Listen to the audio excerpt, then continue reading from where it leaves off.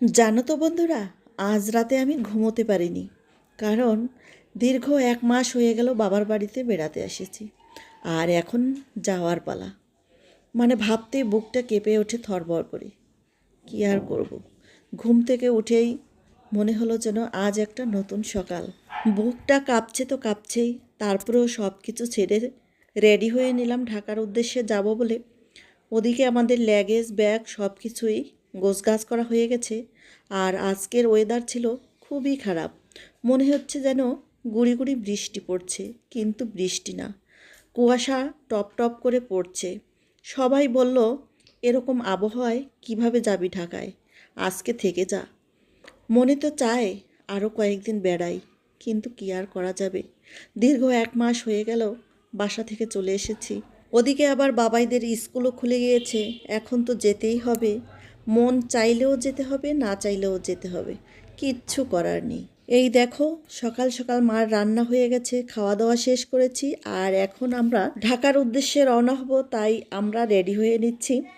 বাবাইরা তো যার যার ব্যাগ রেডি করে কাঁধে নিয়ে বসে আছে। ছোট বাবাই তো যাবেই না ঢাকায়, সে অনেক কান্নাকাটি করার পর যাই হোক ওকে বুঝিয়ে সুঝিয়ে একদম রেডি করে নিয়েছি। আর এখন আমরা যাব। এই তো আমার বাড়ির কাকিমারা, ঠাম্মিরা এবং বোনেরা, ভাইয়েরা এসে দাঁড়িয়ে আছে। আসলে অনেক দিন ধরে ছোটরা বড়রা আমাদের ছেলেদের সঙ্গে খেলাধুলা করেছে, অনেক মজা পেয়েছে, অনেক মজা করেছি। আমার মায়ের মনটাও ভীষণ খারাপ হয়ে গেছে তার নাতিরা চলে যাচ্ছে বলে। বলতেছে আজ থেকে আমার একা একা থাকতে হবে, এই বলে শুধু কান্নাকাটি করতেছে। আসলে মায়ের মন। এই তো আমার কাকাতো ভাই, সে আমার ল্যাগেজ নিয়ে যাচ্ছে পিছনে পিছনে। সবাই এসে দেখছে আমরা চলে যাচ্ছি। সবাই এ কথা সে কথা নানান কথা বলতেছে। আজ ওয়েদারটা আরও ভীষণ খারাপ, এজন্য সবাই আবার বারণও করছে। তো কি আর করা যাবে, সবাইয়ের কাছ থেকে বিদায় নিয়ে চললাম আমরা ঢাকার উদ্দেশ্যে। প্রতিবারেই আমার মা, বাবা, ভাই একদম গাড়ি অবধি পৌঁছে দেয় আমাদের।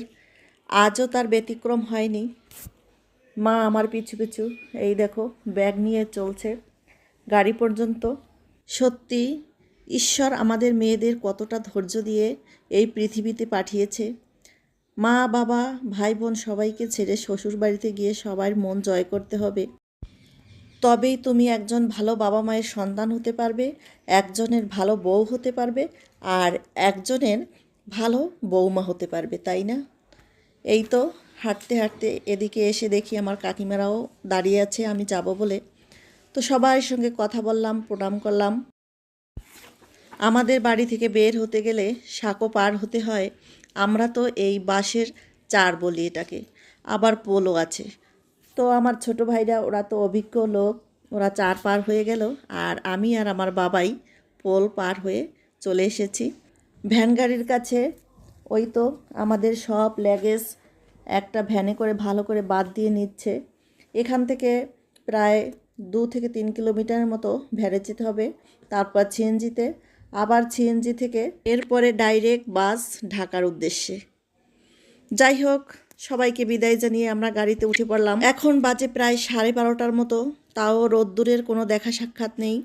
প্রচণ্ড কুয়াশা, প্রচণ্ড বাতাস, এত ঠান্ডা ওয়েদার, কি আর বলবো ঠান্ডার কথা, একদম জমে আমরা ক্ষীর হয়ে গেছি।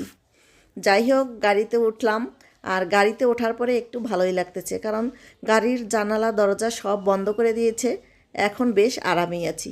আর এই তো 3 থেকে 3.5 ঘন্টা জার্নি করার পর আমরা বাসায় এসে গেছি। বাসায় এসে দেখি একদম বেহাল অবস্থা।